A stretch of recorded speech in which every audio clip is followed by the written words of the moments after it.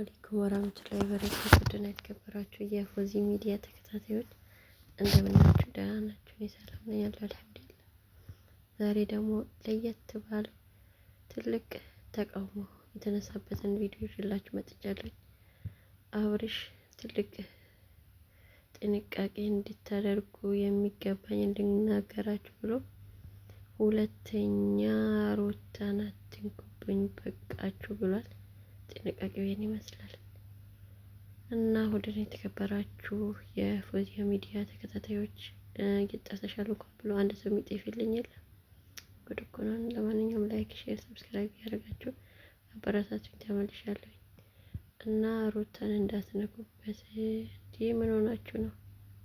በቃ እና አብርሽ አሁን ሩታን እንዳትነኩብኝ ብሎ ያለውን ነግሯቸዋልና ሩታን እንዳትነኩበት በቃችሁ። እንዴ እነሱ አሁን ትዳራቸው ላይ ይቀመጡ፣ ልጃቸውን ያሳድጉ። ለምንድን ነው በመሀላቸው የሚገቡት? በትዳር መሀል መግባት ጥሩ አይደለም። ይሄ ፈገግታ ወይት ይሄድ? ቆይ እናንተ አታፍሩም ጭራሽ? ጉድ እኮ